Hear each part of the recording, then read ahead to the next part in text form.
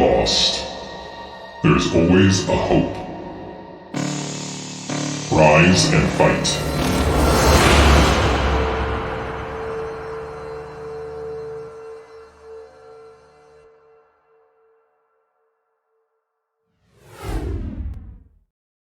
Hello everyone, welcome to another BSL 2v2 Pro League cast. I am Seriosity. I will be solo casting today, and if you follow the tournament so far, we're nearing the end. This is the penultimate cast.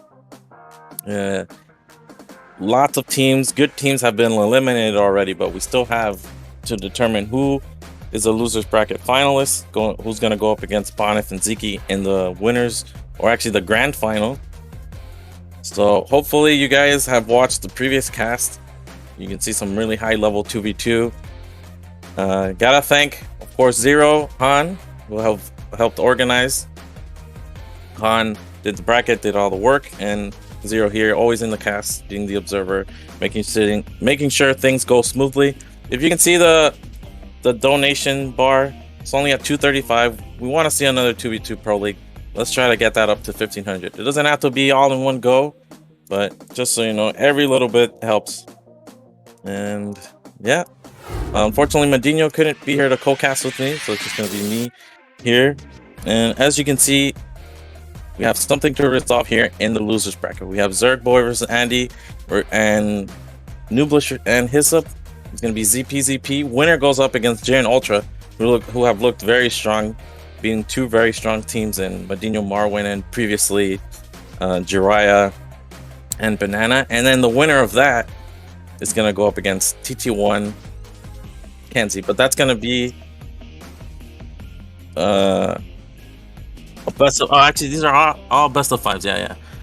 So best of fives, 2 best of fives today. And then we have a best of 5 and the best of 7 with winner advantage for Ziki Bonif next week.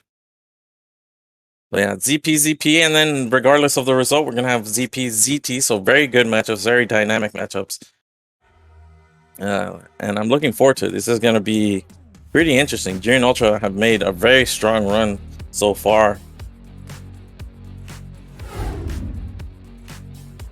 All right, quick look at the map pool. You can see some very interesting maps. I haven't seen Reverse Temple that much, mostly focusing on the newer maps and of course Python and Fighting Spirit. And looks like we're ready to jump into game number 1.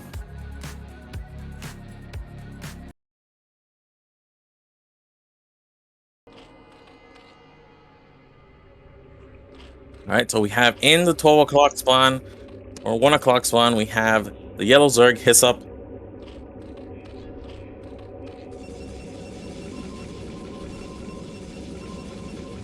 And in the 7 o'clock spawn, we have Nooblish, his ally.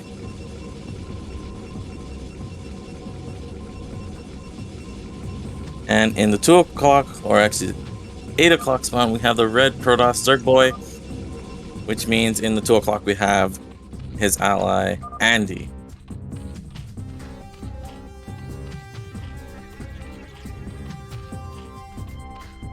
Alright, so ZP, Python, very short rush distances on this map. And this is already a very quick and aggressive matchup. So we're going to see what the players do, what the Zergs do. Usually we have one Zerg going mass slaying and another one going lair, or possibly we could get both going lair. We'll see. It looks like we have at least an overpull here from Hyssop. And there they are. Andy telling his ally to go 3-gate. Protoss have very... Well, actually, they have quite a few options. They could go 2-gate, 3-gate. They could go Master Dragoon after that, or they could go into Corsairs. Looks like the red team wants to win the ground battle before teching up. So it makes sense to go lots of links and 3-gate.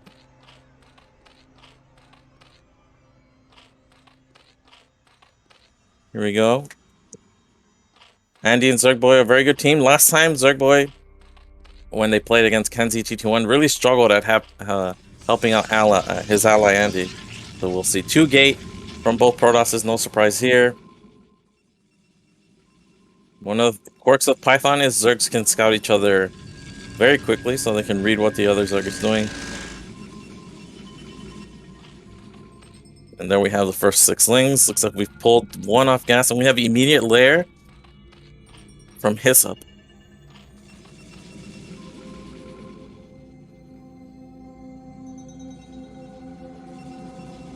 For Zealot out, 6 lings heading directly.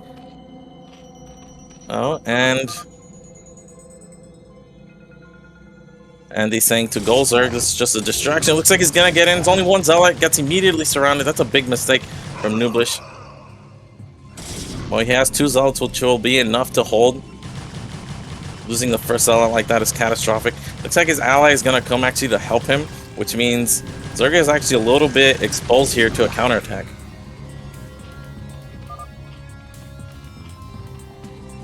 Going sunk. It's gonna need that. We have Zergling speed already done for Andy, and you can see the 3 Zealots heading out to Hyssop space. So this already looks a little bit concerning.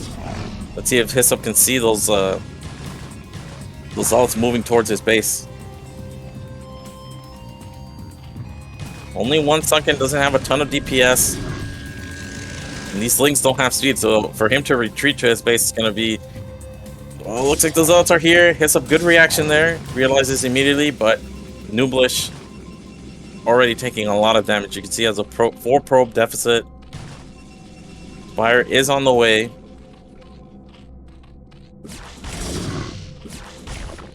Alright, Zealots actually shouldn't commit here. Okay, there we finally do see Andy moving with the majority of his links now to the space. So this is a very exposed space. You can see the Zealots trying to get some damage. So really, they just have to stay alive until Andy's links get to the space. Oh, it looks like the Sunken is hitting a Zealot. Perfect timing. Good surround there on the Sunken. The drone drill a little bit late here. Zealot's still alive. You can see how quickly Zerg falls when they don't have any supporting links, and all the drones are dead. Fire is going to get targeted down. Lair is actually in danger as well. Links from Hyssop all the way across the map. Looks like they're just going to go and counter one. And he should be getting Sunkens here. Okay, he already has one. He's probably going to need a couple more. Really, with Nooblish this weekend and Zerg losing everything, the red team just has to hold here.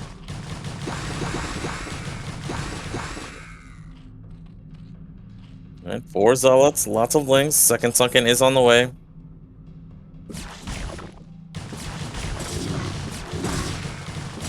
Ooh, the drone drill is not very good here. First Sunken already down, but here comes the reinforcing Zealots and Lings. And they are going to take on the Sunken, but just not enough numbers here. And we can even see Dragoons on the way for Zerg Boy. And there's the GG. No shot there. Basically, that game fell apart. As soon as that Ling got in, Nooblish really struggled there. Couldn't kill the Speedlings, and with this ally having to come, they basically just had no map presence, and it was easy counter for Zerg Boy and Andy. Really difficult position. I mean, had he been going, like if he had matched 2 hatch versus 2 hatch, and they had just kept both making the same tech, the position could have been fine for the Zerg team, for the Zerg player at 1 o'clock, but having to 1v2 when you're 1 hatch versus 2 hatch is already difficult enough. Add to that 3 Zealots, basically impossible for him to hold there. Unfortunately, just didn't see the Zealots as they were heading to his base. Would have prompted another Sunken, and even though it would have been a difficult hold, he would have had a much better shot. So that was a quick game number 1 on Python, and now it's going to be map pick for Nooblish and Hyssop. And it's going to be Gamma. And looks like we're ready to jump into game number 2.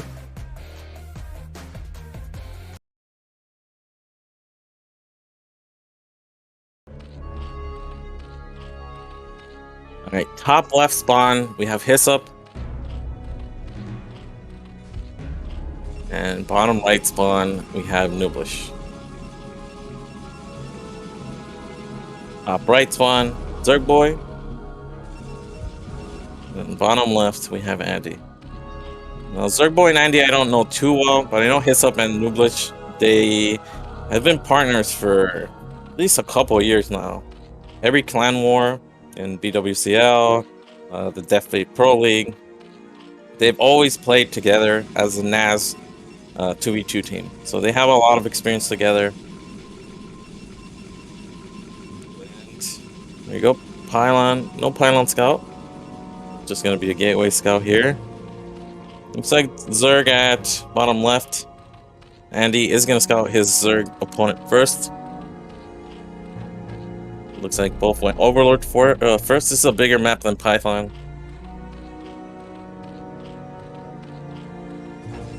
I remember Kenzie in with TT1 going a lot of 12 hatch, trying to take advantage of overpool. Can backfire if you end up facing a 9 pool, but it looks like we have overpool here and overpool from both Zerg players. Still, we could see divergence. One could go Lair, one could go Mass Lane. One thing we saw last game that surprised me is that Hyssop being cross map actually still went Lair. Usually Lair is a little bit safer if you're adjacent to your ally. Here we have both teams cross spawns again. Double gate from Protoss, no surprise there whatsoever. And are we gonna see speed or Lair first?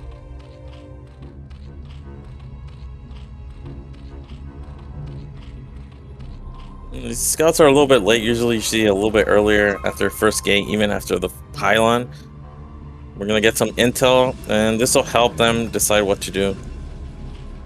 Nublish seeing that it's overpull Lair, and overpull Lair, instant reaction from Hyssop.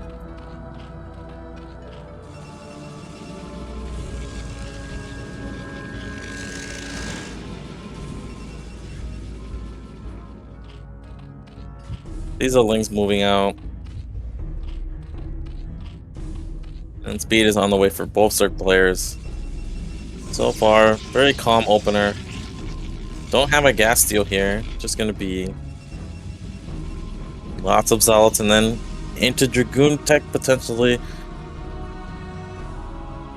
Let's see if we can hold here at the ramp. It's like one lane gets in, that's not a concern really.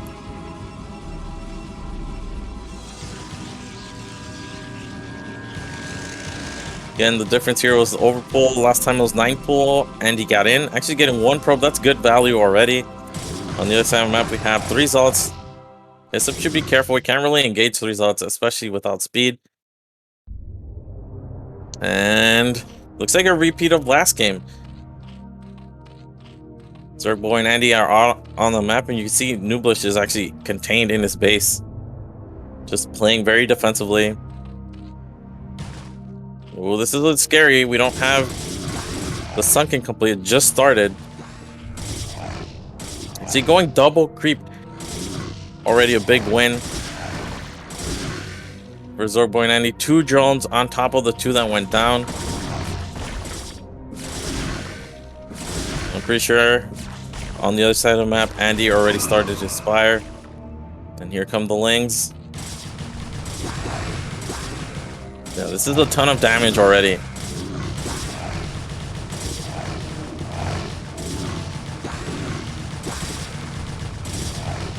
Four drones only left over. Looks like the sunken is gonna go down. Spawning pool went down. Just don't have any units. This is what it looks like when you're going 1 hatch and you have to fight 2 players. And here we have 3-gate Dragoon from Nublish. Andy actually committed, or with his ally, they committed to more tier 1 units, more zealots from Zerg Boy, able to put on a ton of pressure. And I mean, it's very difficult now because Nublish can't really help his ally to cross map yet again. He has these Dragoons, which will be fine against mutas, but 6 drones versus 10, Spire's already done. Hyssop couldn't even start his.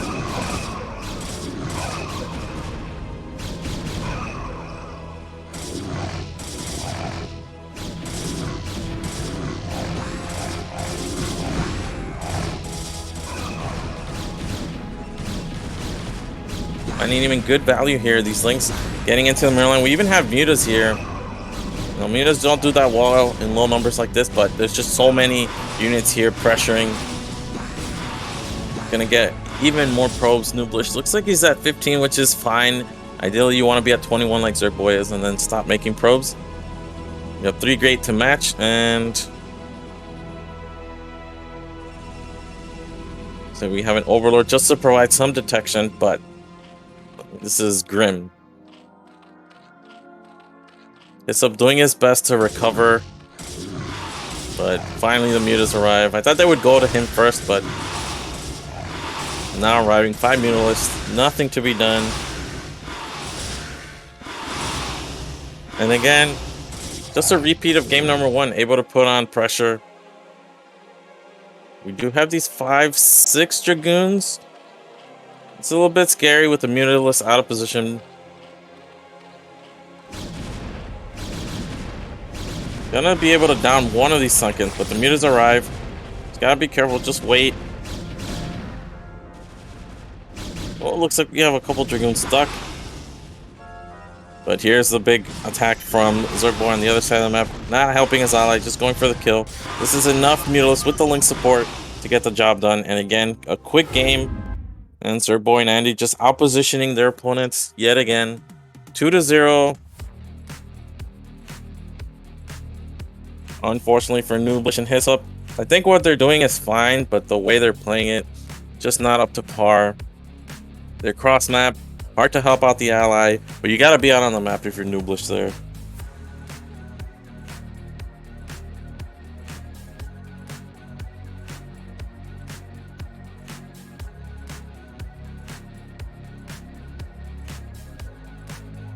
I think if they get adjacent spawns, we're gonna see a much better game. More competitive. Gonna be able to help out the ally more. Means your opponent, one of your opponents gonna be cross map from the Zerg. And we'll see their strategy come into play more smoothly. Because so far, they're just getting picked apart in the early game, getting out on the map and hitting Zerg, and finding very easy victories. So hopefully in game number 3, we're going to see something better. And I think we are ready to jump into that. So let's go.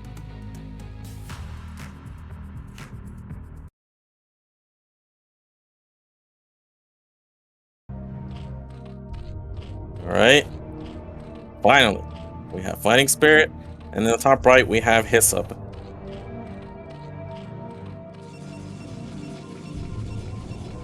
And in the top left we have Nooblish. So as I was hoping, we have adjacent spawns. In the bottom left we have Andy, and in the bottom right we have Zerg. Okay, so top versus bottom, Fighting Spirit.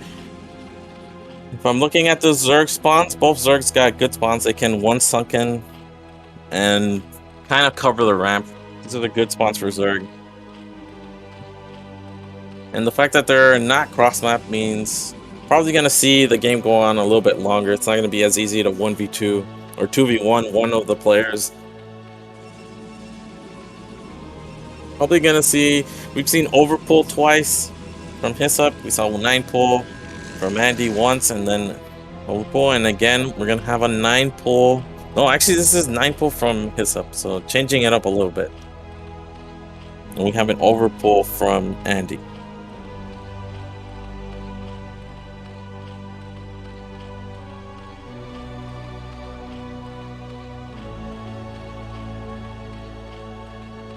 Protoss players making gateways at the ramp. Want to be as close to the middle of the map as possible with your early gateways.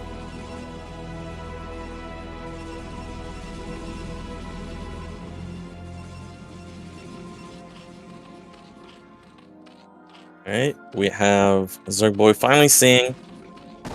This is a little bit different. We have a 9 pull.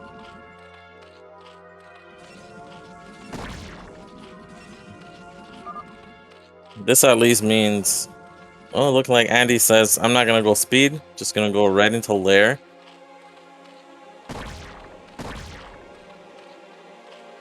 Pulling off gas. So it's gonna be 2 hatch mass. There's Zerg telling his ally. We have layer. Now, the fact he said no speed, I wonder if he means he's not gonna go speed immediately or it's just not gonna go speed ever. Because we have 100, 100, but still no speed. Just gonna save up those minerals, get a sunken, and play defensively here.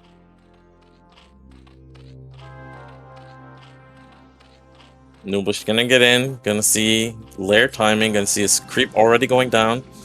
Looks like we're 5 zealots. You see Protoss stop at 15 probes so they could get those 2 extra zealots out before that pylon. We have 4 links from Andy, but 2 zealots on the ramp gonna block that. Now these links are probably forfeit actually. I think Andy over... He's gonna go trying to go to 12 because he doesn't have speed, so it's gonna be impossible for him to run away. Looks like, oh, Nublish, I mean Hyssop didn't see it, but the links saw each other. And that's 4 for 1. So already a little bit scary. A little bit scary for Andy here.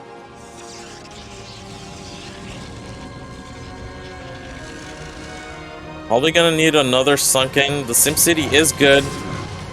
Let's see the reaction from Zerg Boy. He's already on the way. Do we have the second sunken? Looks like we do. I like that he pulled all off gas. Really need minerals here. And looks like they go, but they actually go Zerglings first. Not what you want to do. You want to wait for the Zealots. Don't know why Zerg Boy's playing this defensively. He knows they're going all out on his ally. Very good drill. Not letting the Zealots get on top of the Sunkens. Very good positioning of the Sunkens as well. You can see the drones really hurting. No links getting on top of the Sunkens. Here come the allies. Zealots, and this is a very nice hold. Didn't even lose a lot of drones. Looks like we lost 1 there. Zerg Boy telling, save the drones, save the drones. I'm here.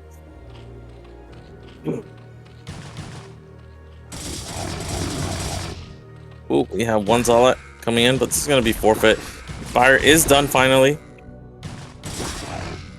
Zergling's not able to get any more drones, and we have the spore. Or the evolution chamber and the spores soon coming.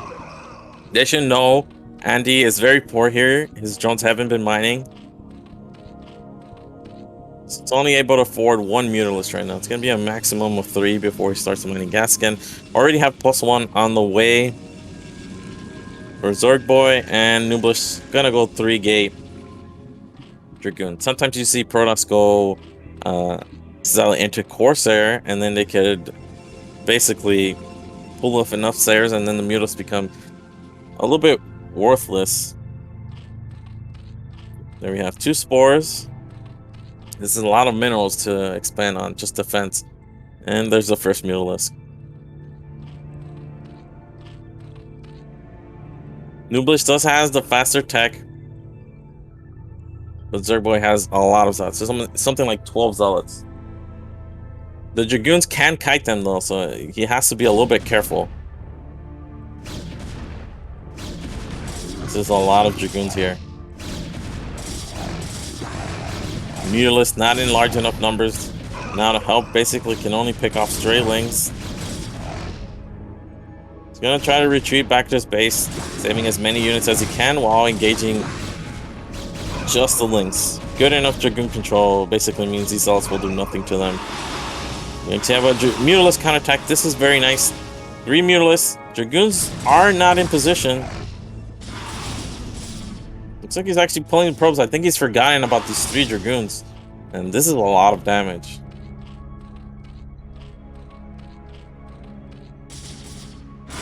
There we go. He finally realized he had 3 Dragoons there, and 3 popped out of his gateways as well. So the Mutalisk shouldn't be able to get much done here. You have a counter attack at Andy. Andy has to be careful here. Link's giving vision for the Dragoons. This is very nice control. So we have a 3rd sunken. How many Dragoons is this? 6 Dragoons. Zerg Boy not missing a beat with the reinforcements though. This is a lot of Lings. And again, we have Dragoon Ling finding good value here. Getting a good trade. None of the Dragoons have gone down. And you gotta remember, this is only half of Nublish Dragoons. The rest are actually coming to reinforce now.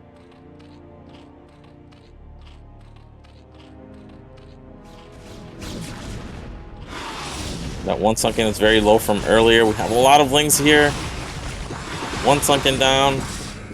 Second sunken about to go down. Mutalisk doing their best. Zerg finally arriving with a couple speed lots. But just, you can see just very few. Unfortunately, he lost something like 12 speed lots just to Dragoon ling control from earlier. Within range of the gas, the spire, and even the spawning pool here.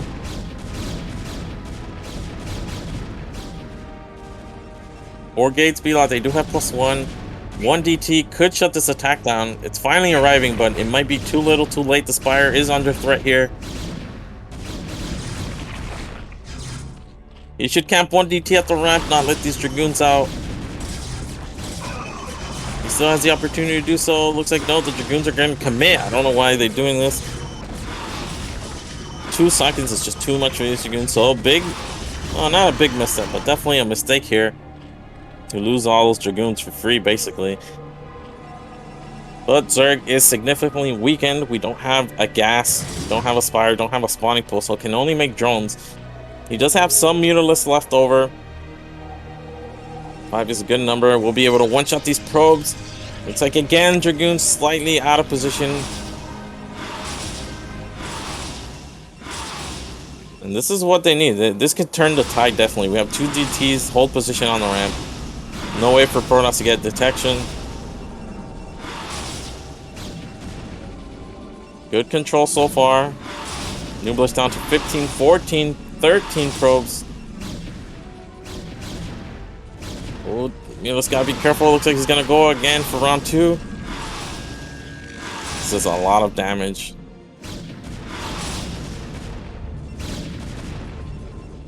And he's just gonna run away. And, I mean, that was way more damage than I was expecting. Nublish down to 10 probes. Really gotta babysit his mineral line now. Again, not sure why he was out on the map looking to be aggressive when he knows DTs are out. No way for him to detect. Interesting, Andy getting a spawning pool. We have Zealots counter-attacking. Lings don't do a great job here. The Zealots already have +1. They are two-shotting these Lings. Mutalisk cutting off Lings that are coming. Evolution Chamber under threat. Or could even be exposed.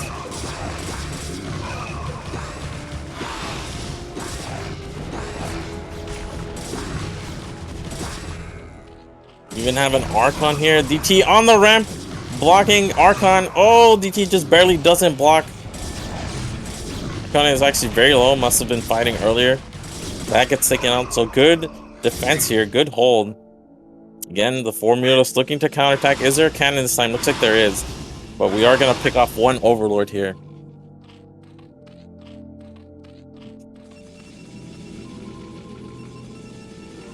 This is starting to get a little bit crazy. We have a big advantage, had a big advantage for the red team, but slowly things are starting to fall apart. We have Andy fully recovering. He has a healthy drone count. He still has a Mutalisk. We do finally have Lair Tech for his up, so he could get his own Spire here.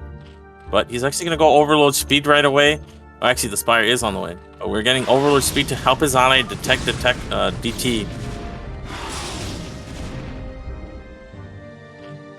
In the meantime, double sunken at the ramp. This is very nice. There's a Spire finally. And 4-gate and a Nexus. Zerg does have a much better economy than Nublish. So you can get these 4 gateways. Zealots are faster to produce. They're cheaper than Dragoons. Spire is complete. Still only 1 hatch. But we're going to start adding... Whoa, that must have been a mistake. Andy, like, what the heck? Well, if he could get a second hatch here, then no problem. Yeah, 1 link spawning the expansion from Zerg Boy. There's gonna be a moment where it's gonna get a little bit scary for Zerg Boy because Nublish has a lot of Dragoons banked up. He's been waiting for detection, which is gonna arrive soon in the way of Overlord Speed.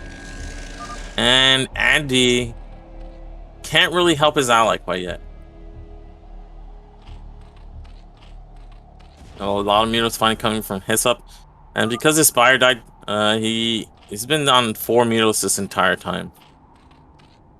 Would have been 7 now, but he made those drones, so you could still see he's backing up this gas. Really should wait to spend his gas before engaging. Looks like they're gonna go him. He has 2 sunkens. This ally is coming now. There's a lot of Zealots. Archon DT, very nice comp. Ooh, 2 sunkens, but nothing to buffer the ramp. No links to block. Means these Dragoons are gonna waltz right in. We even have Mutalisk from Hyssop here to help. His Zealots are coming a little bit late. You can see now the Dragoons can cap the high ground. Very hard to engage. Ling's here to buffer. Still have 1 sunken getting some damage done, but that gets taken out. Zealots finally filtering through, getting on top of the Dragoons. Archon not in position, not targeting these Mutalisks. This is... They finally have the Archon arriving, and this will shut down these Mutalisks pretty easily. And these Dragoons are now going to get pushed back. So that looked very scary for a moment, but at the end of the fight, we have big advantage. Blue team, Mutalisk stay alive. Zerg Boy has an expansion, and that's a GG, so that's a 3-0. But definitely a much better game. We saw the strategy from Nooblish and Hyssop. They did a lot of damage to the Zerg. Didn't kill him, but they killed the Spire, they killed the gas, spawning pool. But with the DT and no way to detect, Andy was able to recover, and Zerg Boy just had better economy. Really good Mutalisk play from Andy with that counterattack. Just 3 Mutalisks, but he downed something like, I don't know, like 6-7 probes. And then when he returned with the 5 Mutalisks, was able to cripple Nooblish. And they were able to recover from a very grim position. So very nicely played. And that means Nooblish, Hyssop are eliminated, and we have Zerg Boy and Andy moving on to face Jiren and Ultram. Yeah. Alright, but before we go into that, we're going to take a quick break. Don't go anywhere, and we'll be right back.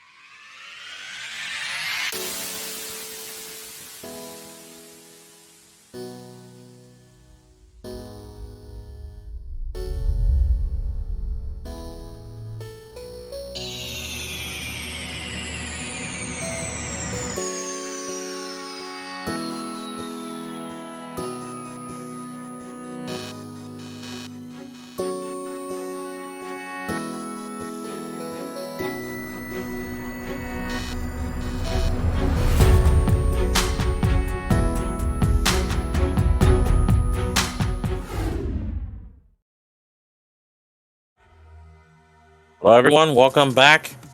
We just saw Zerg Boy and Andy move on from their previous match.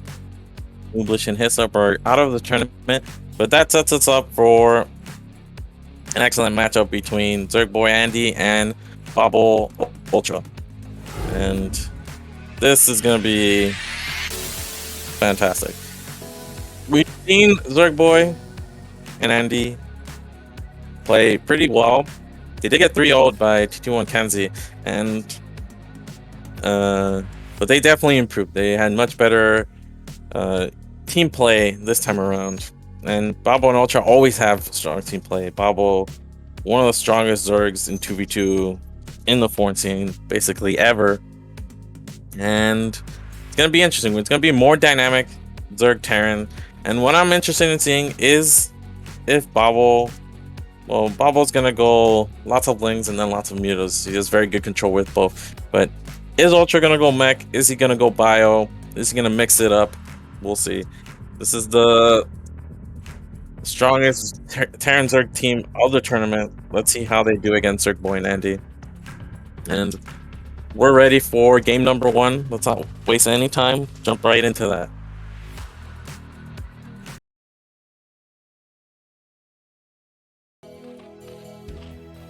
Right in. Okay, the map is Python. And in the 1 o'clock spawn, we have Andy. And his ally. In the 8 o'clock, we have Zerg Boy. Which means 7 o'clock we have Babo. And 2 o'clock we have Ultra. So always first things first. Terran walls, what are they like? This spawn, you can get a 2 depot wall. It's gonna be Zealot type but not Link type, which is fine. You can also make it a 3 depot wall later.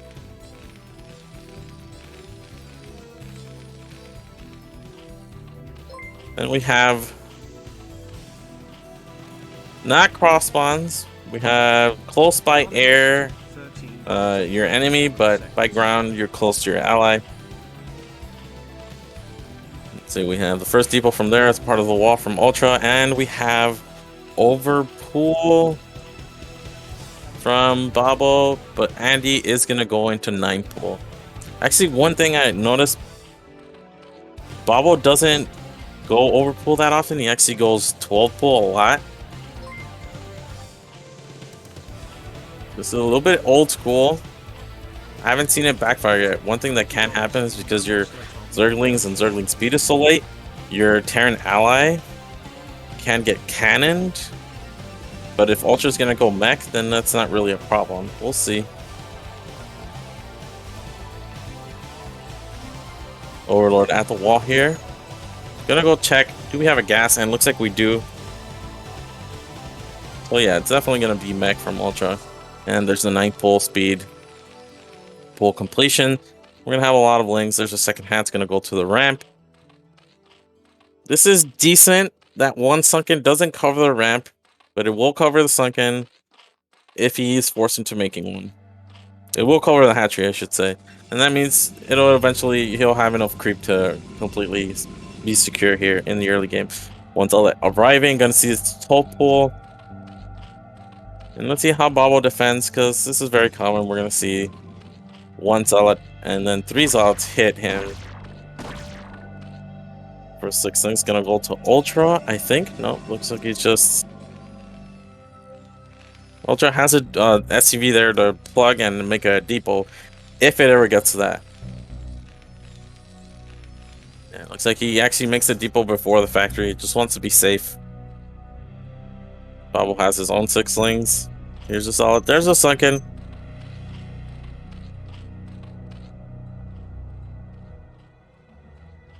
Right. Kind of wanted this probe maybe to be on the high ground just to give vision, but with the sunken, there's no really way to advance. Looks like they're gonna wait for 3 Zealots. And there we have the pylon at the ramp. SCV fighting. You don't want to see this. SCV can definitely beat that Zealot. Factory's on the way for Ultra. And we already have the second creep, so this means Babo's not going to get contained by 3 Zealots. He's going to be able to break out and be out on the map very quickly. And that's not a great engagement. Zealot gets completely surrounded. Both Zealots actually get destroyed right away. And we actually had 9-pull lair. So these Lings don't even have speed. And he has to be careful. He's bleeding off Lings, bled off 4 Lings. There we have speed finally complete. And here are the first 4 vultures for Ultra. It's not going add-on, just vulture right away. The army should be on the way as well. It's gonna be 2 cannons, but he doesn't have anything to block here. This is where it starts to get a little bit scary. This is a very deadly timing. So he's trying to get the vulture. This is so risky. Trying to save those outsets, get picked off. So again, now we don't have anything to block. We have Lings, which are very frail. We don't have the Zealots at the ramp. We're making 3 cannons. 3 cannons will shut this down. But we only have 2 right now. Right, here we go. Looks like Lings trying to get on top of the cannons. Can't let the vultures in. Fire is complete. We actually have a lot of drones for Andy here. 12 drones from a 9-pull opener. Except we lose 1. Lose 2. Where the Lings? Lings late to right. We lose 4 drones to 5 Lings. 5 drones. Never mind what I said about having a lot of drones. We're down to 7 here. Babo is going to be forced into making 3 spores to cover both his hatcheries. But he did a lot of damage with that, and Goliath's out. Good timing. 3 factories, getting range as well. And we already have the Dragoon production for Zerg Boy. So Dragoon, Muta versus Ling Goliath, at least the start, is what we're going to see.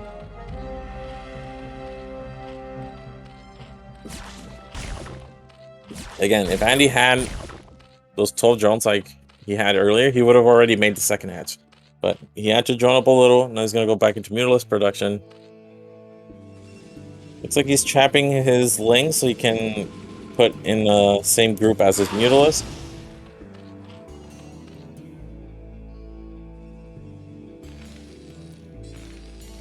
Lots of Goliaths out. And Academy is on the way. So this is something you usually see. We actually have Zealots, so Citadel, which means he's going to go DT. But Ultra is going Academy. This is not going to end up working out well. I think you really want to make mass Dragoons.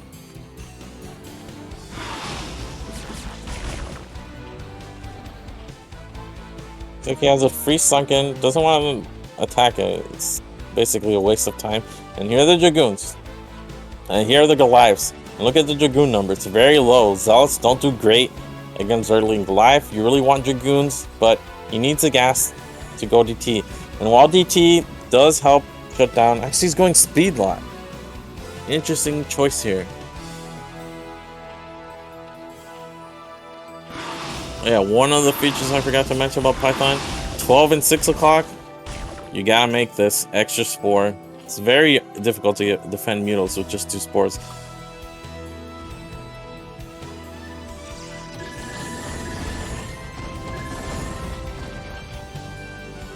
And speed is about 60% done. Can't really engage yet. I like that he's getting +1, but you can see I thought this would be for archives so that they could actually force the Terran Zerg team back, but looks like they're gonna go for it without speed. Trying to defend the expansion. We have +1 on the Mutalist. The Life's doing a really good job at targeting them. All the Lings from Jiren bleed out. We have good kiting here.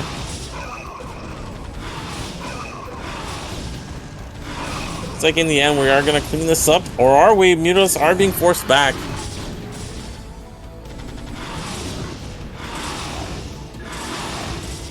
The Lives don't have any upgrades quite yet. So Mutalists actually, they can fight them with this +1 carapace.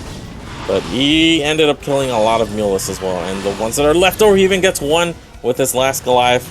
Down to 2 Mutalists here.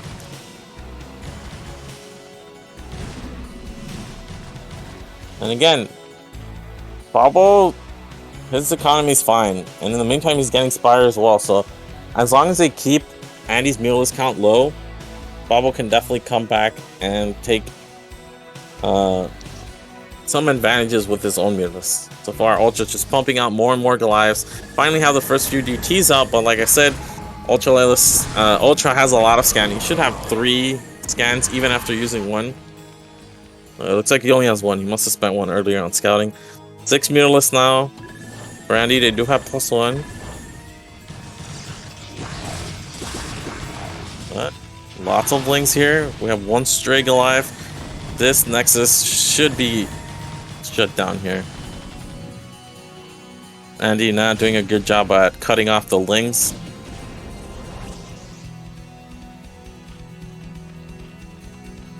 And Ultra getting his expansion now, and we have the Spire done for Jaren. No, he's gonna be behind on upgrades, which is unfortunate. But Ultra's done a really good job at keeping Andy's Mulus count low.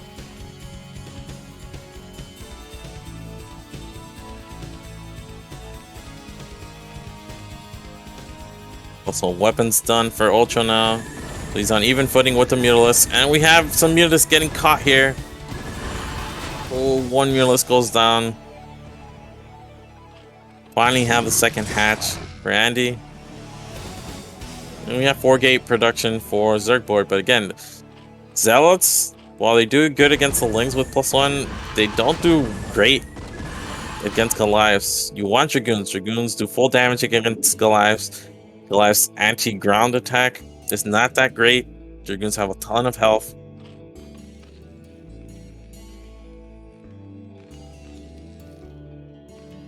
We actually have Bobble's Mulus here now. 7 Mulus. And Ultra's positioning his Goliath so that once Bobble is retreating, he can quickly defend.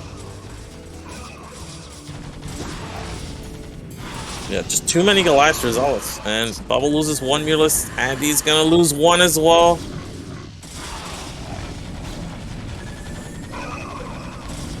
If our blue team is keeping the Zerg team disjointed, you can see the Mulus come now. They get caught. There's the GG.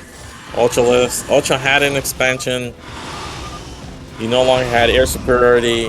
Zerg Boy's expansion got cancelled. Andy's expansion got cancelled. So, very difficult position to play from. And you just saw Ultra had this massive Goliath army.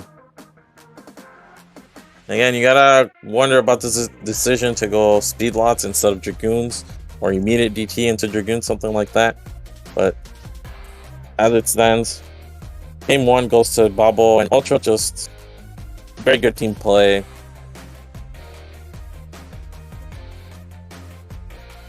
Zerg Boy and Andy gonna have to come up with a different strategy, I think, for game number 2. And it's gonna be their map choice. Let's see what they pick. And it's gonna be Gemlong. So Gemlong. And we are ready to jump into that. Let's go right in.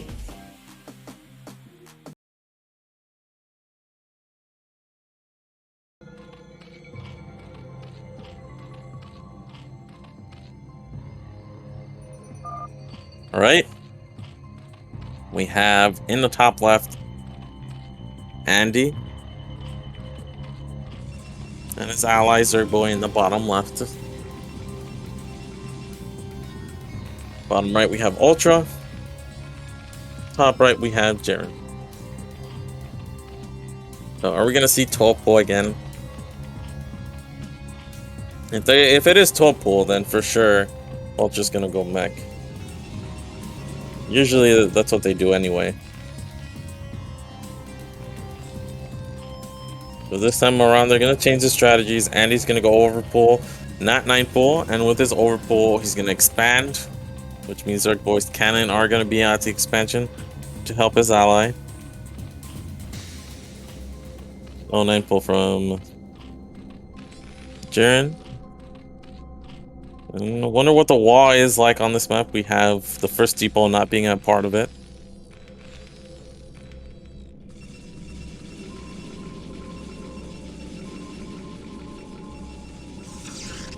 We have the 1 gate. Scout. There's the overpull, and Babo again gonna go into 12 pull. Yep.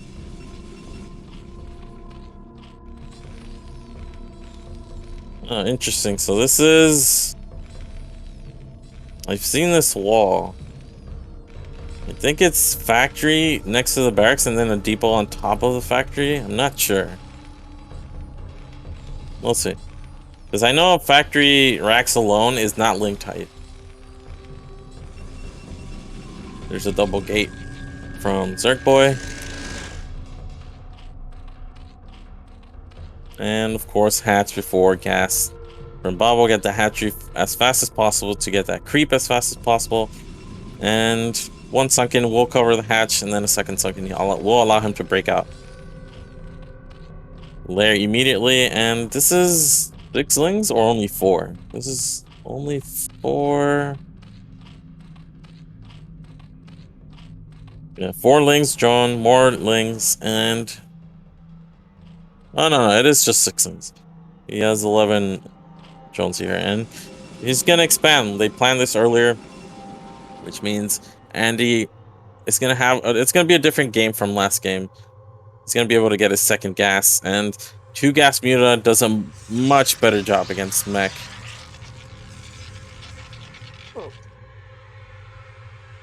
And there's Babo with his second hatch about to complete. Creep already started, so he's gonna be safe in the early game. There's no way for him to get damaged, and I think this wall is not Zergling tight. It's Zealot tight, but it's not Zergling tight.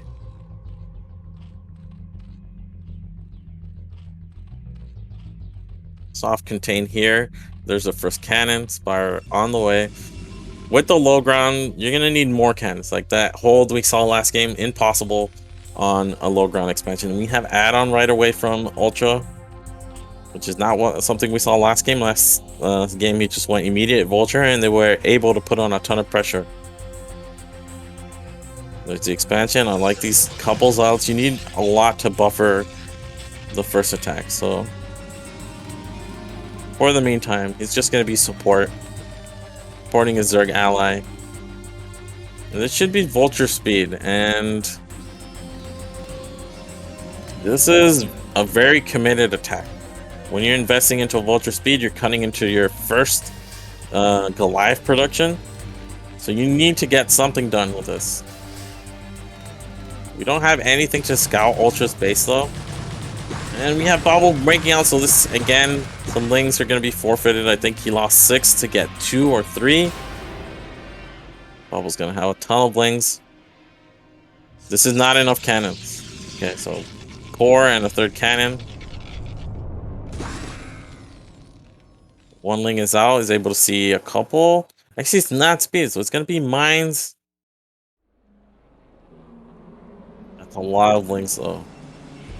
So many lings. Both players could actually be attacked and killed here. They gotta go. But Ultra's laying mines. Again, if this was speed, they really committed to this. There's no way Andy would have been able to hold. There's no way either player would have been able to hold. Third cannon just finishes. We have the 3 zealots trying to buffer. We don't have any links to support. One cannon gonna go down very quickly. Second cannon gonna go down. Mutalisks are here.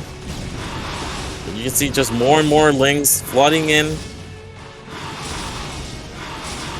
Again with the low ground expansion. We actually are attacking the Overlord.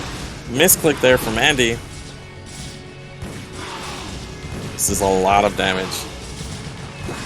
Just gotta target the drones here. And we left Zerg player down to only 2 drones. And I mean, the attack isn't over. You could potentially see lings flood in if these Mutalisks ever leave. That was catastrophic amount of damage. Down to 2 drones. Luckily, he does have 2 hatcheries, so he will be able to recover from this.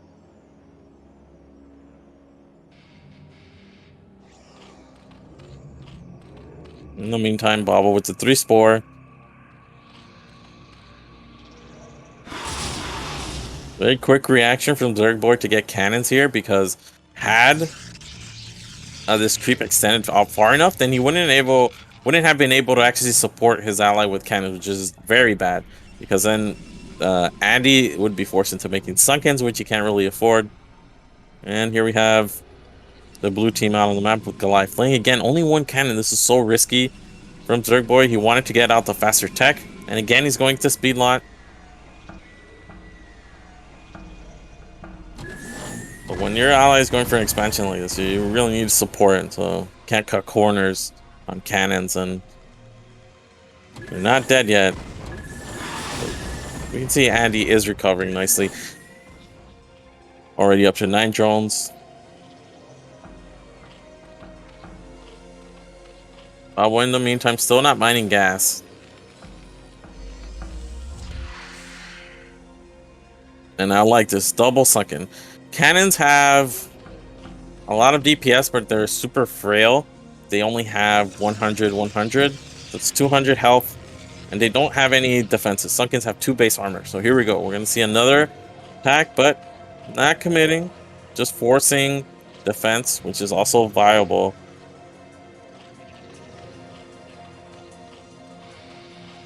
And we finally have Babel back on gas here.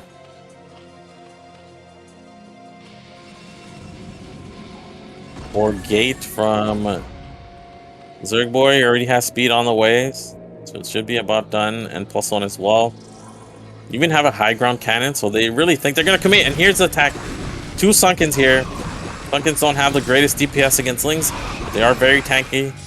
It's like cannons go down. Sunkens are still alive. Zealot's coming in from the flank, and this is gonna be a very easy hold. Again, good micro from Ultra, just trying to hit the Mutalisk as much as possible. And again, Andy, somehow he always manages to find a way to get +1 started. Even if he doesn't make any Mutalisks, you just get +1. So these +1 carapace Mutalisks are going to be very beefy here. Ultra did go mines early, but they didn't seem to be that impactful. I saw him lay the mines between Andy and Zerg Boy, but if they detonated on these Zealots, didn't really notice it. Of course, the Dragoons do a lot worse against the mines than the Zealots. And there we have the first Archon. Another sunken. So from ground attacks, basically cannons don't do that great against Goliath Ling. They do much better against Bio, but Sunkens do much worse against Bio and much better against Goliath Ling. And this is already +2. He's gonna have +2 around the time Babel starts making his first Mutalisk, so that's a huge advantage.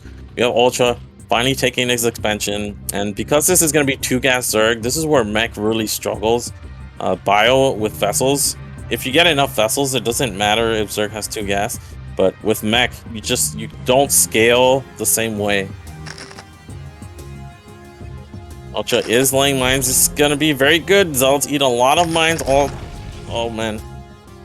This is gonna probably force Andy to get Overlord speed. But still hasn't done that. And Vulture's finding good value here.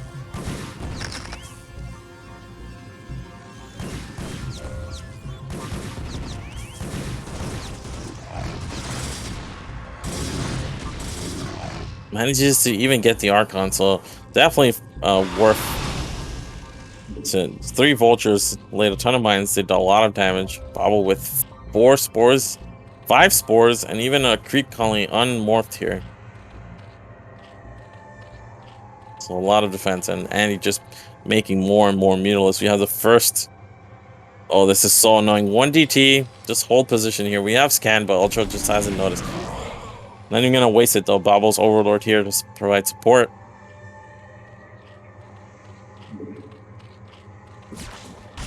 I don't think this is enough Mutalisks. If you had a full control group, even with +1, he's gonna lose Mutalisks. And even though Babel doesn't have his own, they're about to pop here. Yeah, and the problem is when you go mech like this, if Zerg gets +2, it's just how difficult is it gonna be? for the Goliaths. Goliaths have reduced damage by 2 factors. They have 2 missiles, each gets reduced. So the upgrades become extremely impactful. And when you go mech in 2v2, you can't really go science facility as well. Even if it's just to get upgrades, it's just too slow. You can see Ultra only now taking his expansion. So he's gonna die, but he's gotta be careful. He can fight the Goliaths and the Mutants, but I don't think he can fight both at the same time, or can he? Almost all the Goliaths are already dead, and Bobo again doesn't have upgrades. Do we have +2 on the Mutants? Looks like we do. That's why Andy was so confident there. He's left over with 11 Mutants. Now we have a big counterattack at Ultra. Goliaths were out on the map, so just tanked Vultures here. He doesn't have any anti-air here. And there's the GG. So despite killing or leaving drones, just 2 drones at Andy's base, and he was able to recover, and he really prioritized those upgrades. And once Zerg gets +2 mutalists, mech just doesn't do anything. Well, that was pretty close. That could have gone either way as well. But we saw if they just hold, and if you get an expansion, you can do a lot more as a Protoss going up against mech. So very nicely planned strategy. I definitely feel like they cut some corners in the early game. Had they gone Zerg boy, he could have also died, but sometimes you gotta take risks, and they paid off for sure. So that means we're tied 1-1, and it's gonna be game number 3. It's gonna be Bobo and Ultra pick. Looks like we're gonna have Vermeer. Interesting map choice, and we're ready. So let's go into game number 3.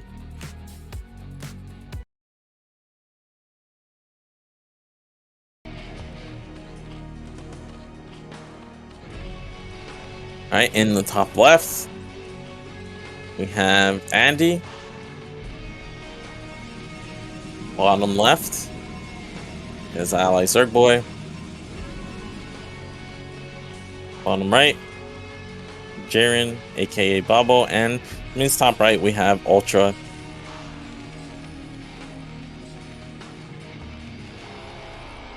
All right, so overpool expansion looks to be very strong. Let's see what. I mean, you gotta think about that game. Zerg boy took catastrophic damage, or Andy took catastrophic damage, and they were still able to win pretty comfortably. Of course, that was a big commitment from Jaren Ultra to go speed volt or vulture with mines and a lot of lings. So, if they do the same thing here, what are Jaren and Ultra gonna plan? What's the strategy? All right, gateway from Protoss. Are we having another overpool? Looks like we are from Andy. There's the gas, and again, Bobo just gonna go 12 pull. It to me means that Ultra is just gonna go mech.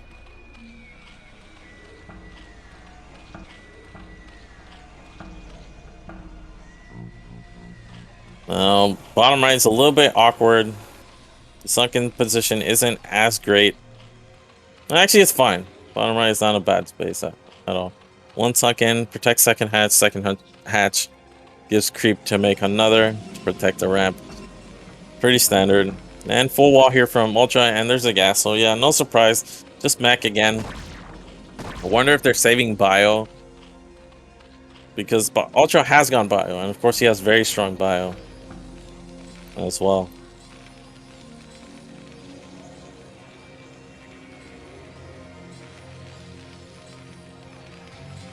There's the factory.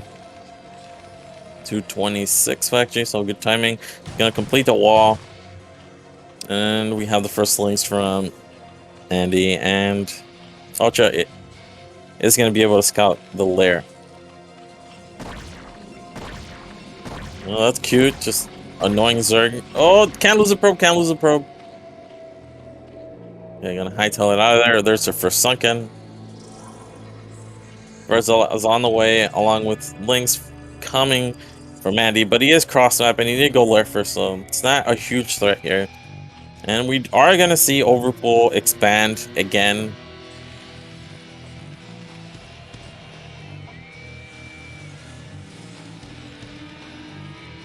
First and second factories for Ultra. Is he going to go add-on right away?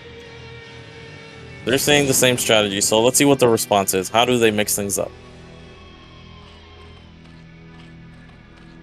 So far, it looks the same. Bobble going into a lot of lings. And he's saying, let's just play defensively.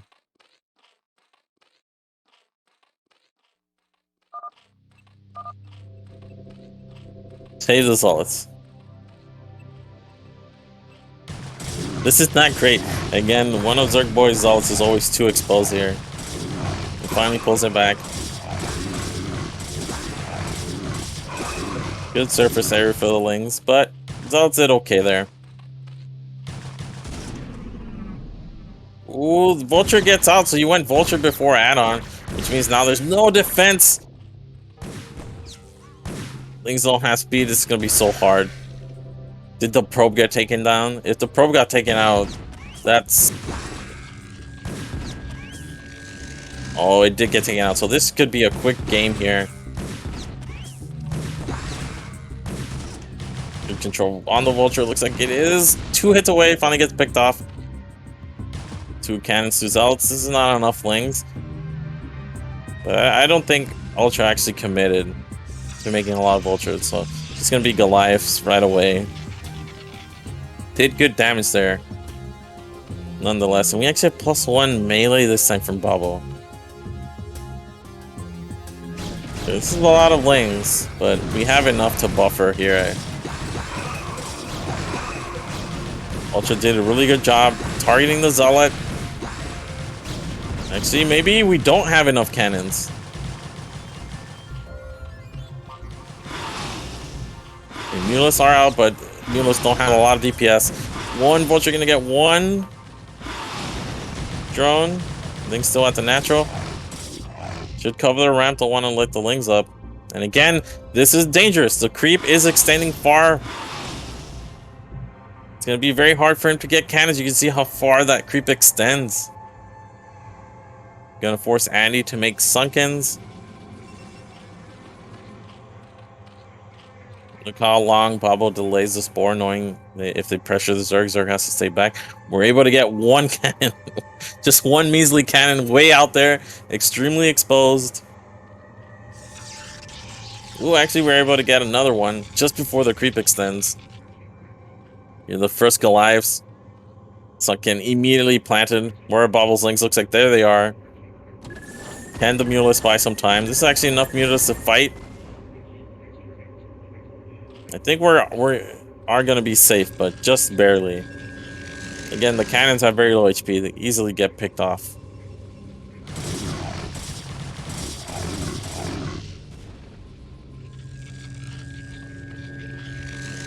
Probably want 1 sunken at the level of the cannons. And we have 3 factory armory with +1. We also have the Academy on the way, and +1 from Bobble's almost done. This is a huge power spike for the lings. And we have Zergboy trying to help his ally, but he gets all his ults eaten up. There's nothing here. There's nothing at the ramp.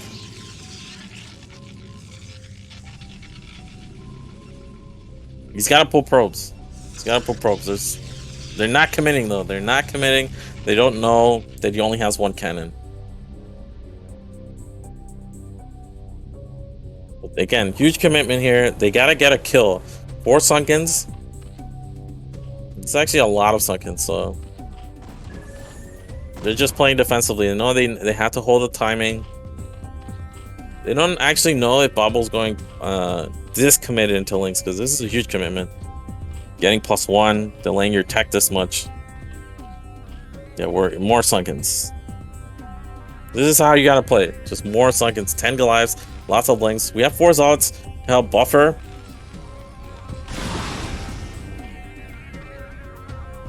And I don't think this time around the Mutas will have +1.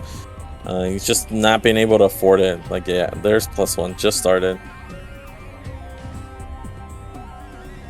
Again, Zerg Boy What are you doing? He plays so crazy. Always has Zealots out on the map.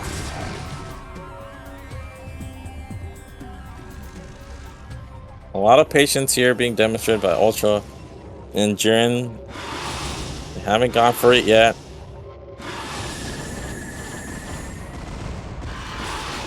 Ooh, one Mutalisk gets picked off. Is this enough Goliaths to beat 2 high ground cannons? And I think it is. You can see the positioning of the cannons is actually too close to the ramp.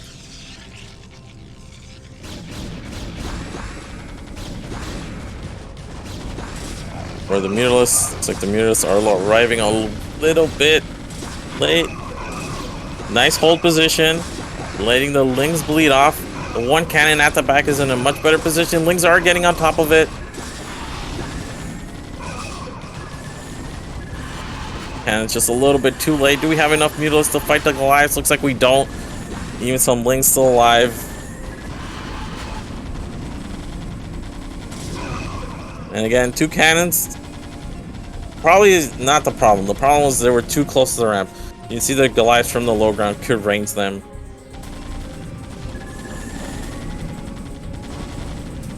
And then against this low number of a Mutalisk count, it's just not an issue for the Goliaths. They can fight the Zealots, they can fight the Mutalisk.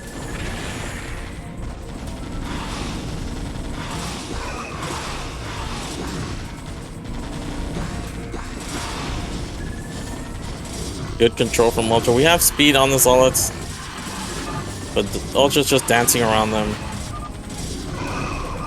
And there's the GG. So another sick timing from Ultraless Babo, but definitely feel like the blue team slipped. They just had to defend, and Zerg was fortified, but Zerg boy took a lot of risks. He kept moving out, and then again, the cannon positioning was not great. And looks like we had a donation. I don't know who it was, but thank you very much, everyone. If you can donate, no matter what the amount is, we only have 2 casts left over, trying to reach that $1,500 goal for BSL 2v2 Pro League. Just whatever you can to help out. But yeah, definitely feel like that game slipped from their fingers. They have a good strategy, but Babo and Ultra just executed a very strong timing. They were able to get into Andy's base and follow up with a killing blow on Zerg Boy a few minutes later. So with that, we're 2-1 Garen and Ultra, which means Andy and Zerg are gonna have to do something, get number 4, otherwise the tournament run is over. And looks like we're ready to jump into that game. Let's go right ahead into game number 4.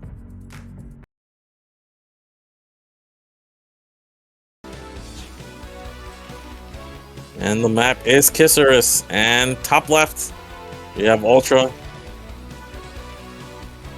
which means at the 12 o'clock is Allied Babo, aka Jiren. And in the bottom spawns we have the Reg Zerg Boy, and in the teal color, Andy. So this is, because of the map layout, this kind of reminds me of Gaia, where you have like close air but huge ground distances from base to base. And so far we've seen mech every single game. 12 pull from Babo and mech from Ultra. Are they going to mix things up? They have one free game to play. Depot here from Ultra here at the wall. But I would say their strategy, Zerg Boy and Andy's strategy, has not been bad. Definitely seems like overpull with expansion is the way to play. Zerg can get a second gas, and with the delayed layer from Babo, like Babo will never be able to contest the Muta versus Muta fight. And there we go, overpull from Andy, and Babo looks exciting up for a 12 pull.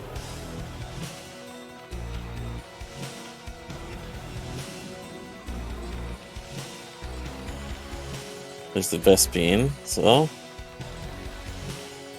So far, Oh, one slight variation here.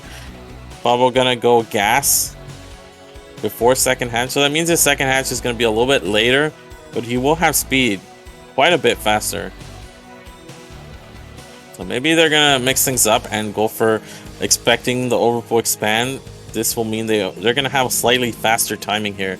And if they're able to get out on the map just a few seconds earlier, they could definitely take advantage of like the window of vulnerability for the other team is going to be a little bit larger when you have speed faster as Terran Zerg.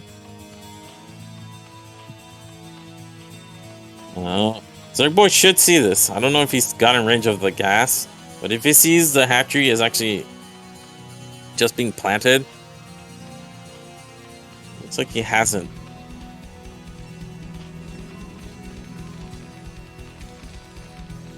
There's Ultra with the wall. Again, 2 depots link tight, but with the 3rd depot, he'll be fine. He actually still has 3 on gas. Sometimes you see Terrans go 2 so they could get their factory faster, because you see he's going to have almost 200 gas by the time he plants that factory. And there's a forge right away. And I think they're gonna be surprised here by Babo's speed. It's a lot faster than in the other games.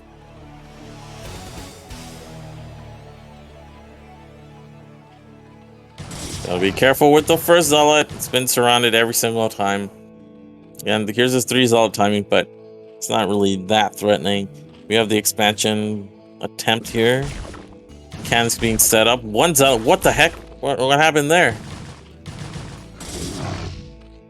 This could be good to distract Babo. Like if that Zealot loops all the way around, maybe gets behind the mineral line or something.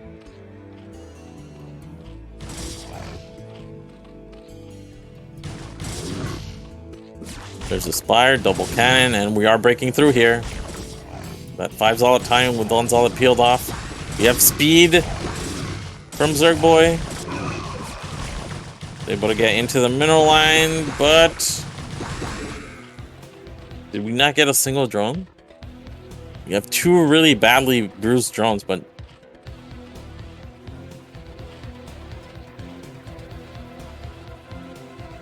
okay, so the attack's not over, but these Zerglings have speed. And these Zealots were already bruised from earlier, so there we go. It's the same thing we've seen. What is Ultra doing? Is Ultra just going straight alive here? No, it looks like he's actually getting vulture. So this is a scary timing. We only have 1 cannon. It's way farther back, so this is a much better position. But again, this means they're going to be able to cut off Zerg Boy here. And on the other side of the map, Andy. Oh, actually, we find a moment. Zealot's not protecting ramp. There's only 1 cannon. I think it's going to get on top of that cannon. We have a pro pull. Very nice pro pull. We're able to block the ramp. Very quick reaction there. That could have been game over.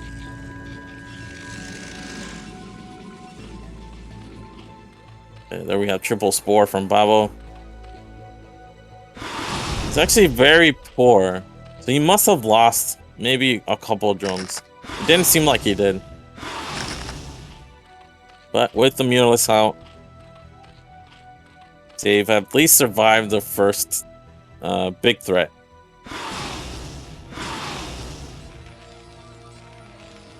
Ultra with the 3 factories, getting +1, getting Goliath range. 4 cannons here. Very secure, and only 2 cannons here, but with the high ground. As long as you have something to buffer, and you don't let the links get on top of the cannons, you end up fine. And Zerg Boy this time around, he's actually playing very cautiously. So you can see he's getting the 5 cannons at his ally. He has 2 at his base. In the earlier games, he was playing a bit more carelessly, and finally got punished last game. Looks like we're able to get 1. Are we gonna get this Overlord? This is huge.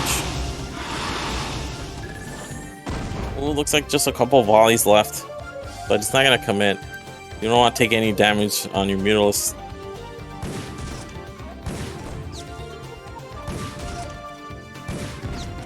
Very nice control here from Ultra. Just one vulture. Very low health, but able to keep it alive. It's gonna get picked off. But definitely got good value there. Looks like they're gonna try to get Andy's Overlord. The Goliaths do have range, so they will be able to range that. And Cybernetics Core at the front. This is very nice. At SimCity against the Zerglings.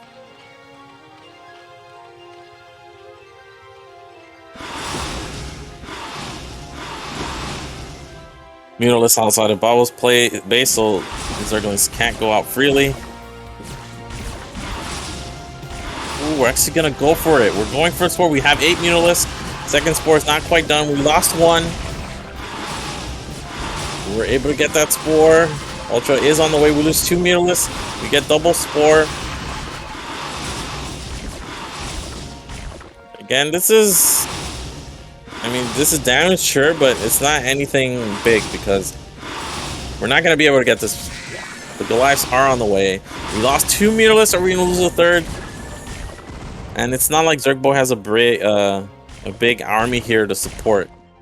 So, all in all, just get 2 spores. It's not like Bobble has to panic to replace those. It's not like I can't help him. Ooh. Getting more damage on the Mutalisk. Oh, we don't even get the Overlord.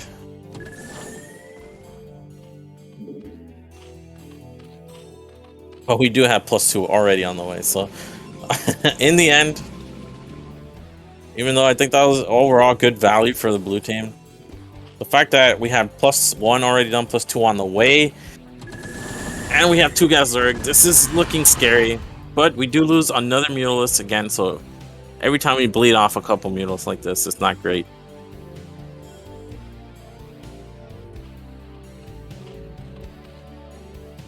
This is a very tight wall. We even have the Citadel as a part of it.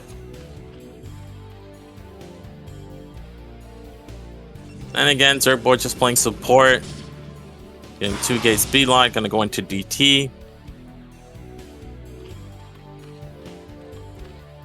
And Bubble did remake the spores, so it at least forced a lot of minerals to be expended. And probably gonna need a Sunken as well.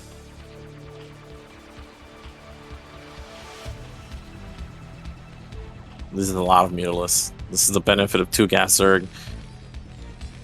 We have the first few tanks.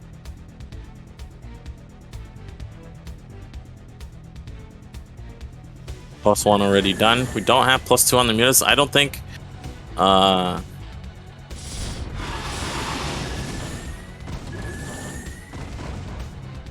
this is a lot of Goliaths. Yeah, +2 is not going to be in time. Mutalisk just in time here for Babo. This is actually quite bad. Probably wanted these odds to help out with the defense. Triple Sunken just to buy time.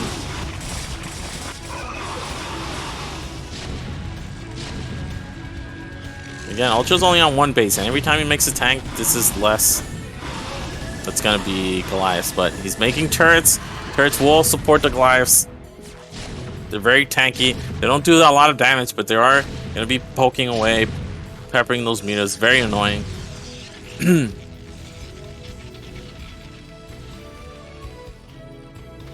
you can see Andy doesn't really know what to do. Does he engage? He's gonna go for a counter. This is enough Goliaths. And Babo is coming in with his own Mutalist. He still doesn't have +2. Yeah, it's just gonna be forced to retreat there.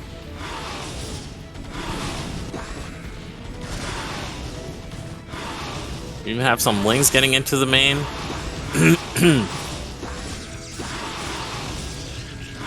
And again, Zergboy is all the way across the map, and he can't really support. He doesn't have... It looks like he's just going to keep counting Babo here. He finally has 1 Archon. This 1 Archon is going to change things. It's not just Solid now. Can Babo micro around it with his 6 Mutalisk?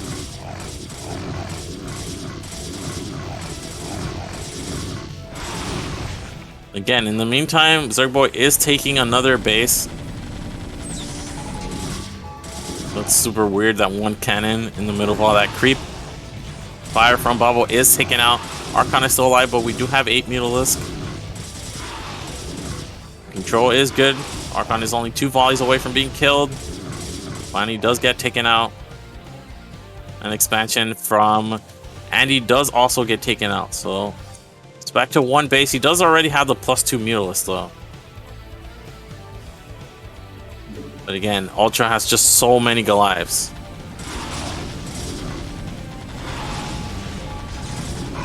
And again, just a scan to quickly pick off that DT. And this is not enough Mutalisks to engage both Goliath Mutalisks. You can fight one or the other, but not both.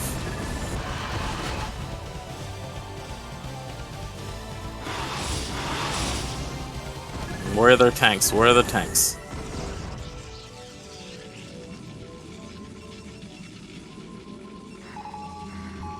Tanks maybe got picked off. It's like we're going for a Goliath Mutalisk against just Mutalisk. No. Zealots to support, really. It looks like we're going to take out another base. And there's the GG. I think this was actually a little bit premature. I think they could have played this out. I mean, Pablo doesn't have a Spire. He still has all his Mutalisk. But these Mules have +2 for Andy. They definitely had... Like, they were definitely at a disadvantage. But when it's the last game of the tournament, you gotta play till you're killed. And unfortunately, that's the way it goes. It just... Bob and Ultra, they're just really good with timings. No Terran or Zerg Protoss team has been able to defend. Oh. Sorry about that. But yeah. That means Babo and Ultra are going to move on into the next round. And they're going to be up against TT1 Kenzie. And then the winner of that will be going on to the grand finals. But that's all going to be next week, next Sunday. And yeah, someone mentioning no Goon versus Mech. Definitely strange. Always speed lot Archon DTs, which is not... I don't think that's meta. Sometimes you see DTs right away to take advantage of a Mech that doesn't go scan, but Dragoons are just so strong against Goliaths. I'm surprised we didn't see them a single game. But yeah, pretty short cast today, but that does set us up for next week, and it's going to be a great final. So please tune in. Again, everyone, thanks for watching. And Zero, is that all?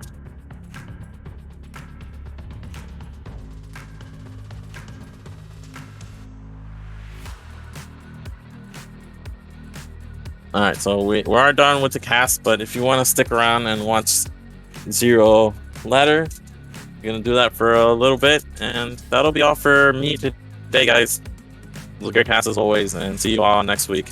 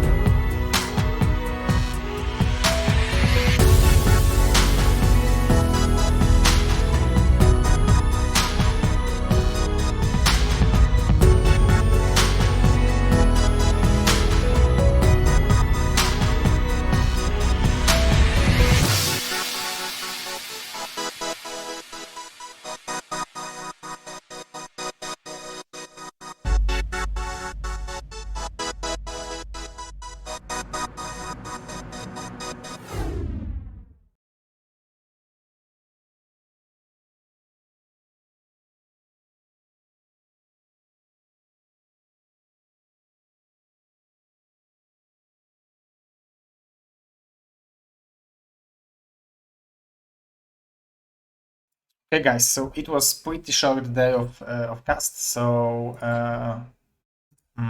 so I will play a couple games, maybe two games. So I will show you a shield battery, how it works, how it looks like. So as you can see, you can look for the games over here. So you can go on the ShieldBattery.net.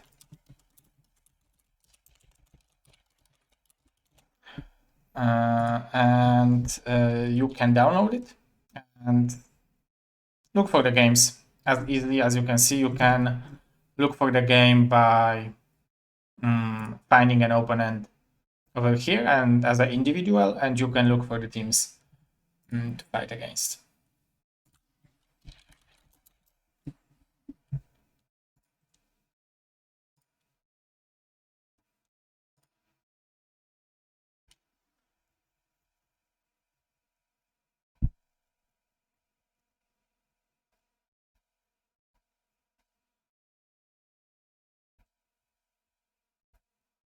Yeah, but it seems like the Jiren and Ultra were very, very good, and congratulations to Zerg and Andy to get to the, because they got to the top 4 of the tournament. So it's still good achievement, good job. And next week we're gonna have the finals. But before the finals, we're gonna have so next week we're gonna have loser bracket finals, TT1 and Kenzie against Ultra and Jiren, and then a winner of that will go to the grand finals. And I've seen that Han made a decision that we will have the finals. We will have one best of 5 lead for the winner bracket team. So if Bonnie and Ziki, it will be best of 7. It will be best of 5, and if Bonnie and Ziki win, then they will win the entire tournament. But if they will lose, they will play another best of 5.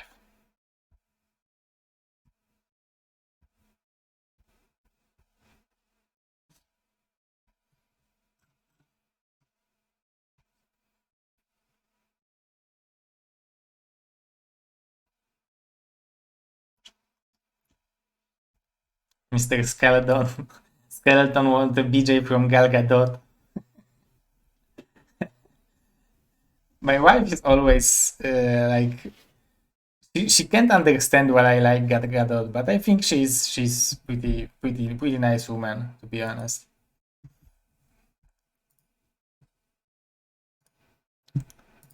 Maybe we'll look for a 1 versus 1 match instead, because we can't find 2 versus 2 match yet.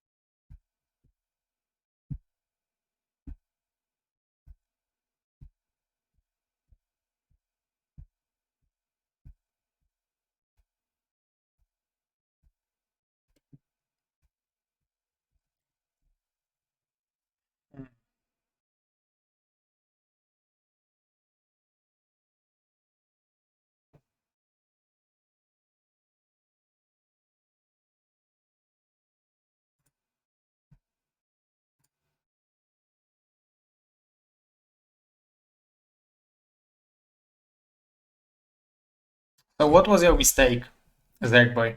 Why did you lose the last game?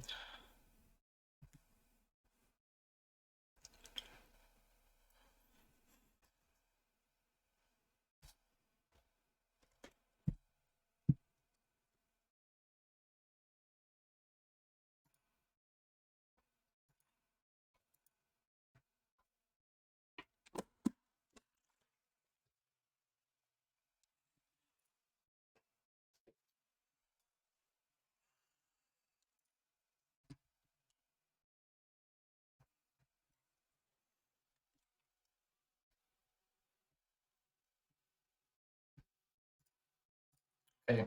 It looks like there are not too many people on ShieldBattery now, so we will play a ladder game on Battle.net.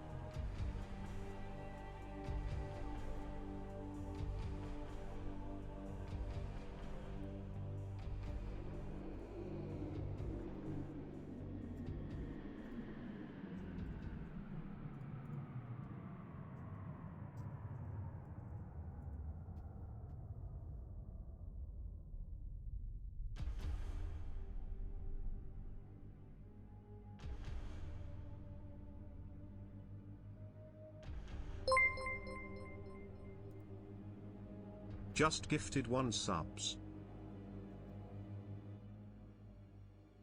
Wow, Mr. Manu is donating 10 subscriptions. Thank you very much, man. Amazing. Thank you very much. This is huge support. Ooh, Mr. Manu, as you can see, he has a Super Gosu tag, and he is super moderator of the chat. So he's a Super Gosu supporter.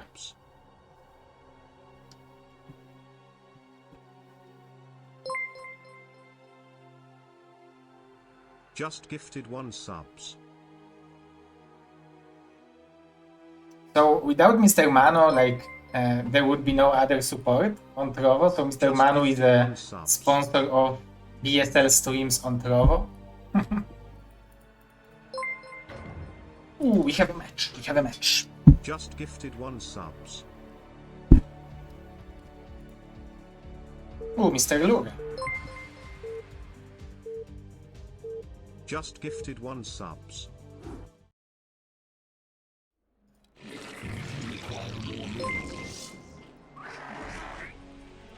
Just gifted 1 subs.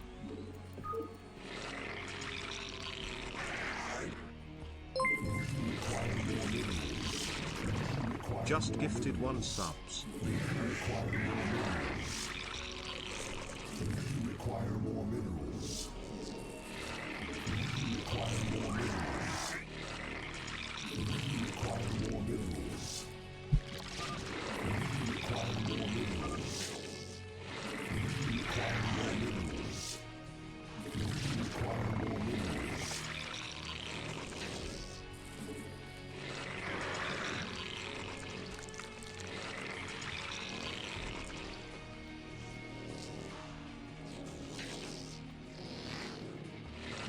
Require more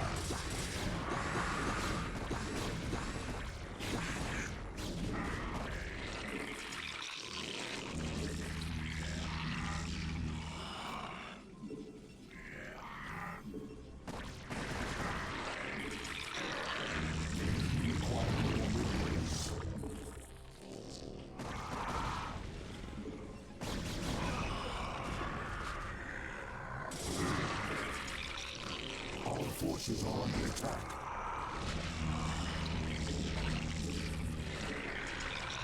We require more minerals.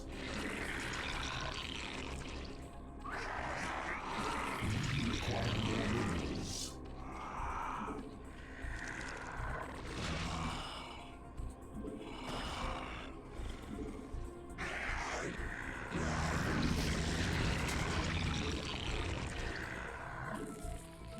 We require more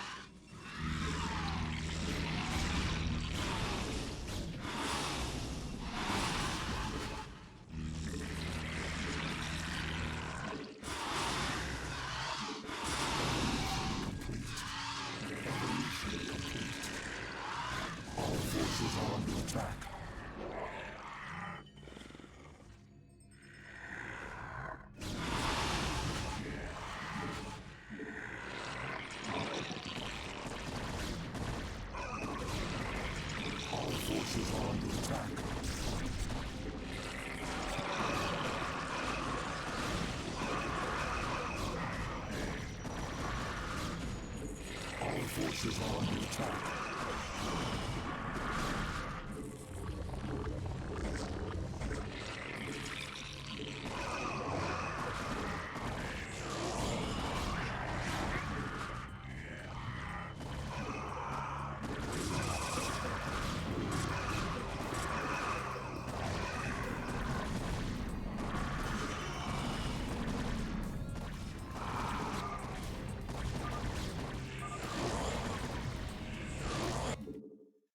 GG.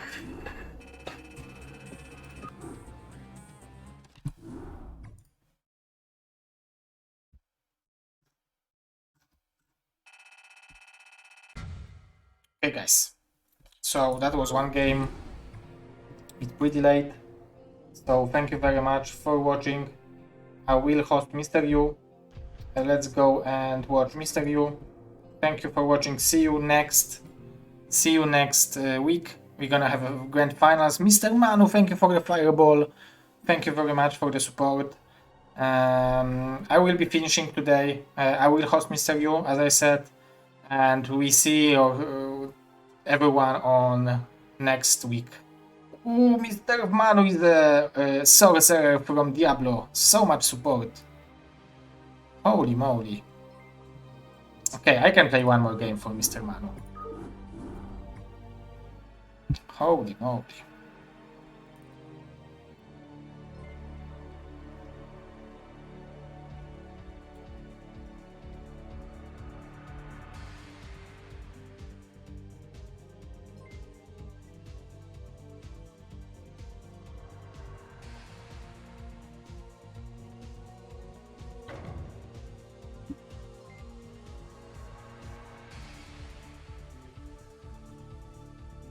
Oh, we have a rematch.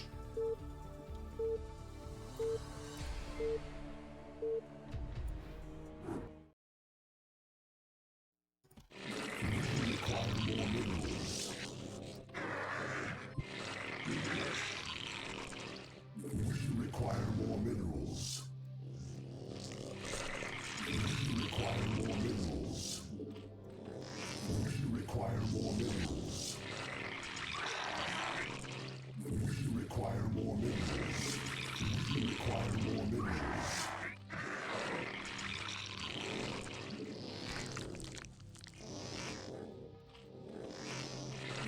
Require more minerals. Require more minerals. Require more minerals. Spawn more overlords. Spawn more overlords.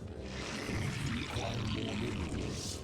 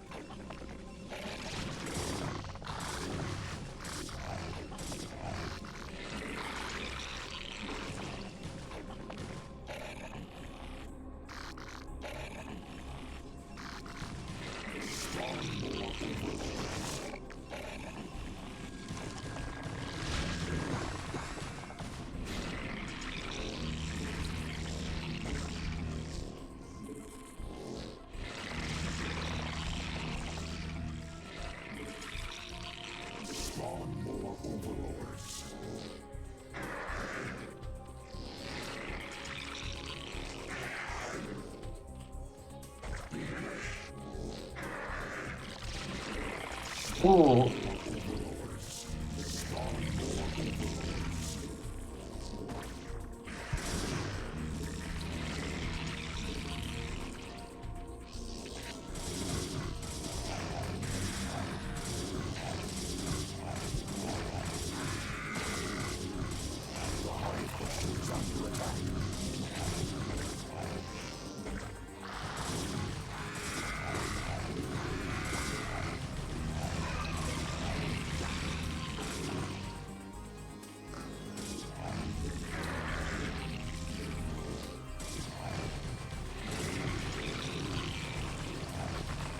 Forces are under attack.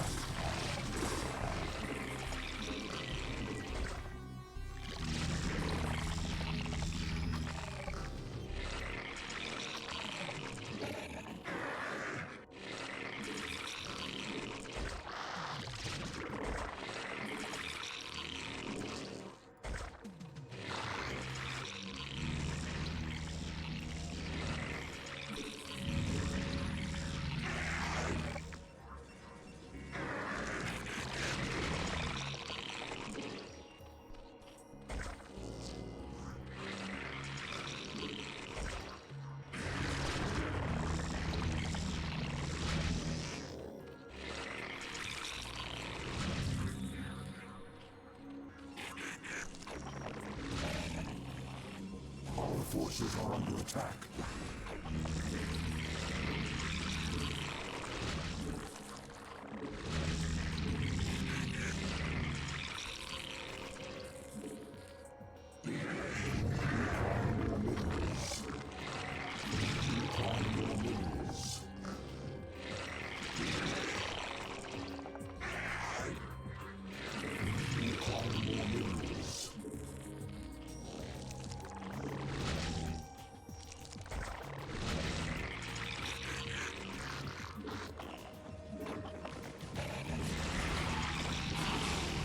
Forces are under attack.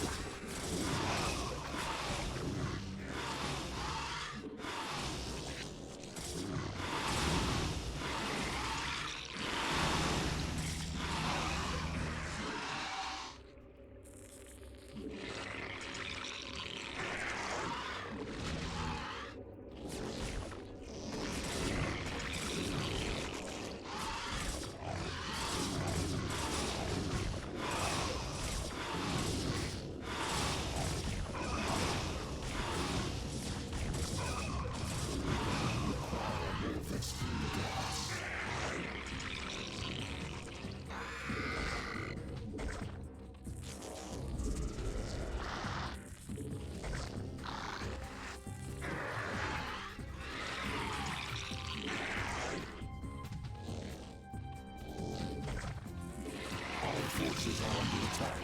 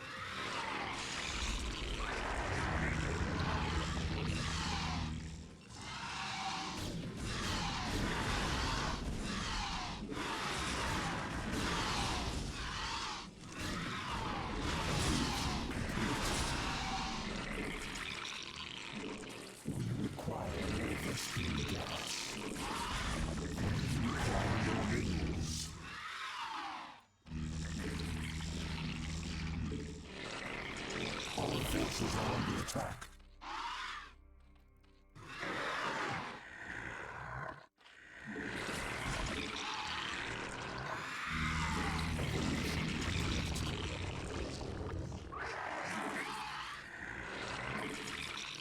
Evolution complete.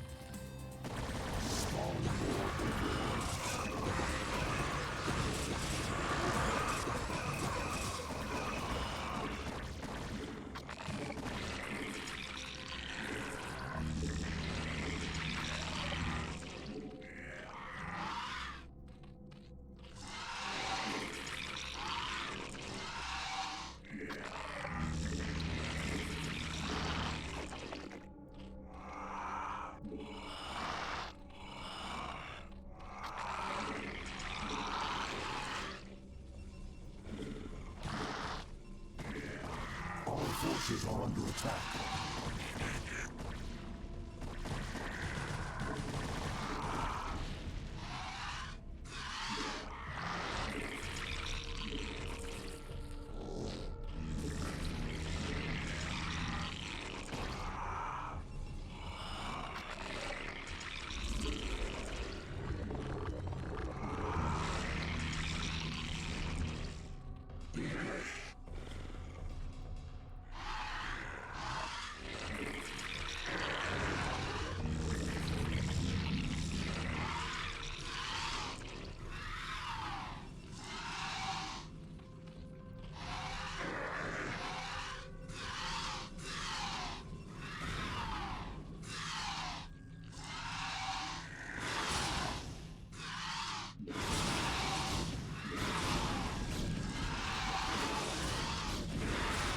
Our forces are under attack.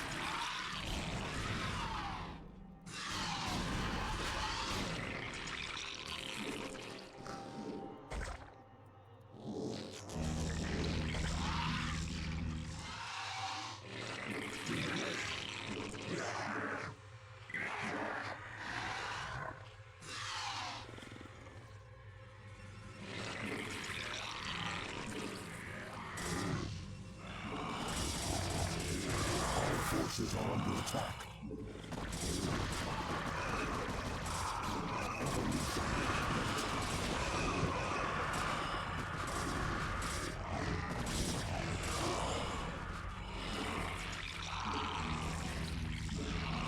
Our forces are under attack.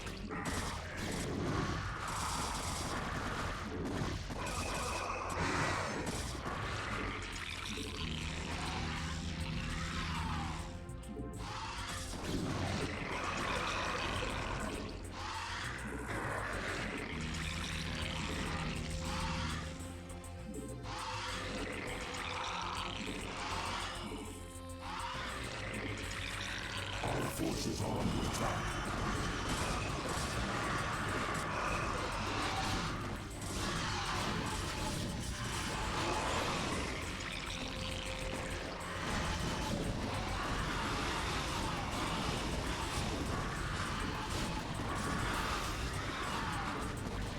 Our forces are under attack.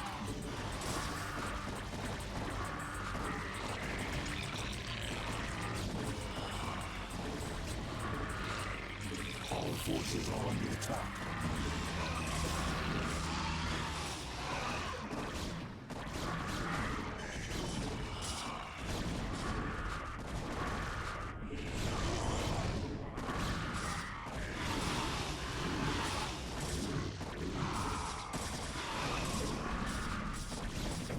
Our forces are under attack. GG.